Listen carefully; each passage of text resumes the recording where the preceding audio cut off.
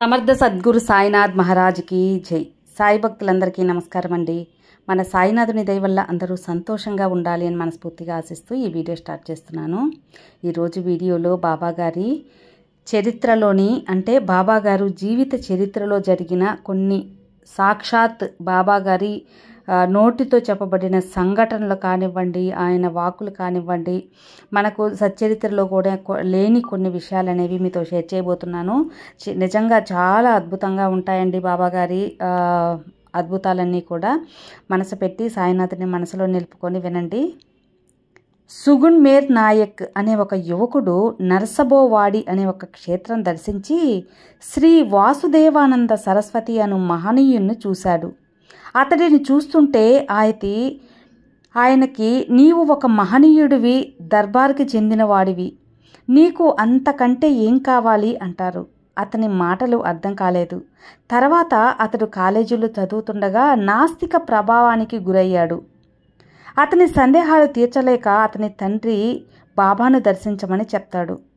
అతడు 1912వ సంవత్సరంలో షిరిడీ వెళ్ళగా అతనిని చూస్తూనే అతని మాతృభాష అయిన కన్నడంలో దేవుడు లేడు అంటావేంటి, నిశ్చయంగా ఉన్నాడు అంటూ అతని కళ్ళల్లోకి చూసి చెప్తారు బాబా. ఒక్క వాక్యంతో చూపుతో సంశయాలన్నీ తీరిపోయాయి ఆ కుర్రవాడికి. తరువాత అతడు మసీదు వెళ్ళి బాబా యొక్క దివ్య వర్చస్సుకు తన్మయుడై కన్నార్పకుండా అలాగే చూస్తూ కూర్చున్నాడు. సాయి నవ్వి, ఏంటి పిచ్చివాడలా అలా చూస్తున్నావు? నీవు బాల్యంలో పశువులను మేపుతూ ఉండగా వచ్చాను కదా, మర్చిపోయావా? మన తల్లిదండ్రులు ఇక్కడే ఉన్నారు, మనం ఇక్కడే ఉండాలి అన్నాడు. సగుణ్ ఇల్లు చేరి తన తల్లితో సాయి చెప్పాడు. ఆమె, నీ 9వ ఏట నీవు పొలంలో పశువులను మేపుతూ ఉండగా ఒక సాధువు కనిపించి నిన్ను పిలిచాడు. నీవు నాతో చెబితే నేను కూడా వారికి భిక్ష ఇచ్చాను. అప్పుడు ఆయన నీవు నా చెంతకు ఎప్పుడొస్తావు అని ఆశీర్వదించి వెళ్ళిపోయారు అని చెప్పింది వాళ్ళమ్మ. అంటే ఆ సాధువు తమ రూపమేనని సాయి తెలిపారన్నమాట. అప్పుడు గాని శ్రీ వాసుదేవానంద చెప్పిన మాటలకు అర్థం సుగుణకు తెలియలేదండి. తర్వాత అతడి జీవితాంతం షిరిడీలోనే ఉండిపోయాడు.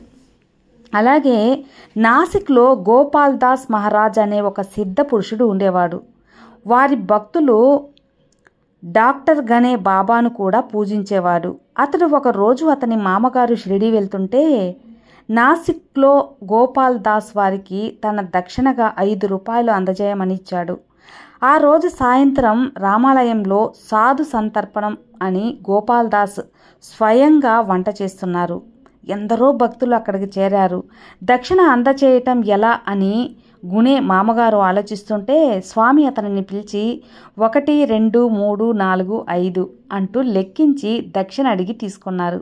తర్వాత ప్రసాదం ఇచ్చి పరిగెత్తు లేకుంటే బండి అందదు అని నవ్వుతూ వీడ్కోలు చెప్పారు బాబా.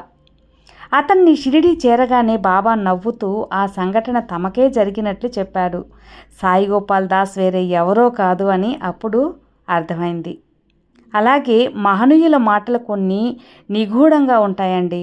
శ్రీకృష్ణుడు తన జననాన్ని ఎన్నో యుగాల ముందు ఉన్న వివస్వతుడికి యోగ విద్య ఉపదేశించినాడు అని చెప్పారు. యూదు జాతికి ఆది పురుషుడైన ఆ అబ్రహాంను పూర్వమే తాను ఉన్నట్లు క్రీస్తు కూడా చెప్పాడు. అలాగే బాబా కూడా ఒకసారి అంటారన్నమాట, చాలా కాలం క్రితం పైఠాన్లో నేనొక సద్బ్రాహ్మణునితో ఉన్నాను. నాకు అతడే భిక్ష ఇచ్చేవాడు. ఆ రోజుల్లో అలాంటి వాళ్ళు అరుదు. ఇప్పుడు అందరూ స్వార్థపరులే. ఇప్పుడు అతను ఎక్కడున్నాడో అల్లాకే ఎరుక. నేను అతనుకు కొన్ని వేల సంవత్సరాల పూర్వం కూడా ఉన్నాననుకో. నేను అప్పటికే వృద్ధుడిగా ప్రయాగాలో చుట్ట కాలుస్తూ ఉండేవాణ్ణి. అక్కడ వీణ చిరుతులు ధరించి భజన చేస్తుండే బ్రాహ్మణుడు నా వద్ద వచ్చి నమస్కరించి, ముకుంద్ బ్రహ్మచారి చేస్తున్న తపస్సు త్వరలో పూర్తవుతుందని, ఓపికగా ఉండమని మీరు అతనితో చెప్పండి. ఇది భగవంతుని ఆజ్ఞ. నేను ఒక వ్రతం ఆచరించి ఉన్నాను కనుక ఈ పని మీరే చేయాలి అంటాడు.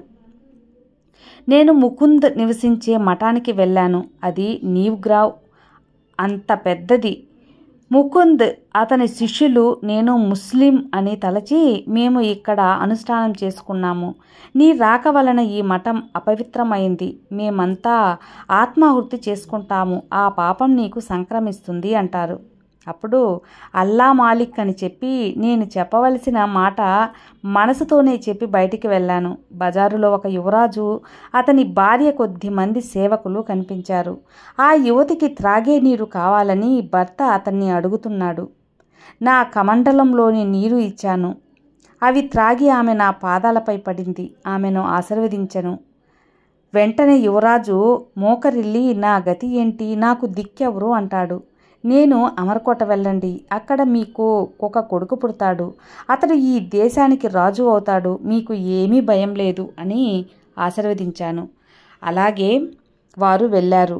వారికి పుట్టిన బిడ్డకి పేరు జలాలుద్దీన్ మొహమ్మద్ అని పేరు పెడతారు. తర్వాత అతడే అక్బర్ చక్రవర్తిగా కీర్తికెక్కుతాడు.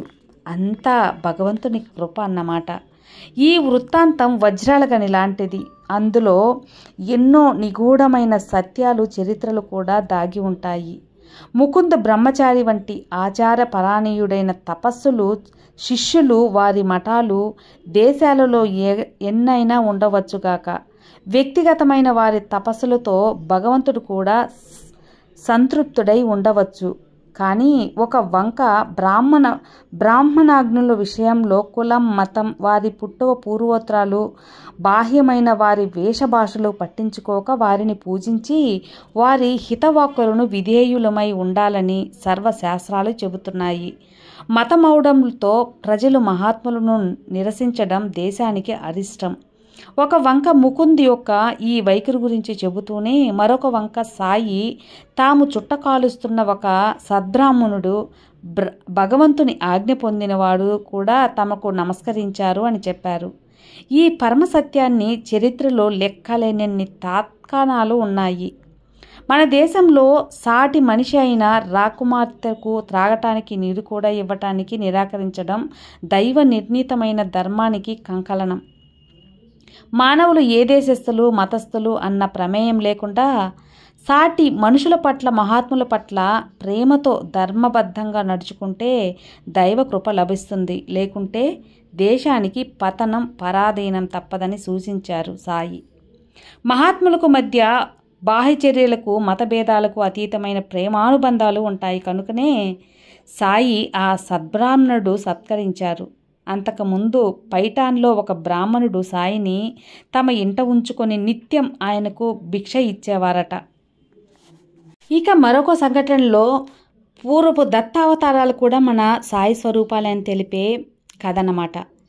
సింధియాకు అందరూ కుమార్తెలే. అతడు 1903 సంవత్సరంలో గాన్గాపూర్ దర్శించి తనకు కొడుకు జన్మిస్తే దర్శనానికి వస్తానని మొక్కుకుంటాడు. కానీ అది నెరవేరెను కానీ మొక్కు తీర్చలేదు. అతడు 1914లో షిరిడీ దర్శించడానికి వస్తాడు.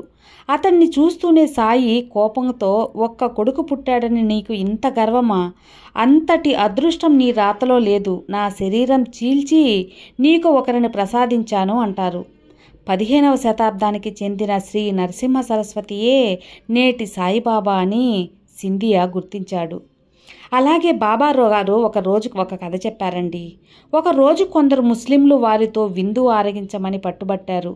బ్రాహ్మణుడైన నాకు మాంసాహారం నిషిద్ధమని చెప్పి వారు వినలేదు. అప్పుడు నేను వంటకాలపై గుడ్డ కప్పి భగవంతుని ప్రార్థించాను. గుడ్డ తీసేసరికి ఆ మాంసం పెద్ద గులాబీ పువ్వులా మారిపోయింది.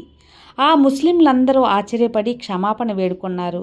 ఈ లీల 3వ అవతారమైన శ్రీ మాణిక్య ప్రభువు చరిత్రలో జరిగిందన్నమాట. సాయి, మాణిక్య ప్రభువులు ఒక్కరే అని అర్థం. శ్రీ సాయి పూర్ణ దత్తావతారం కనుక దత్తాత్రేయుడు త్రిమూర్తాత్ముడు, పరబ్రహ్మ స్వరూపిణి,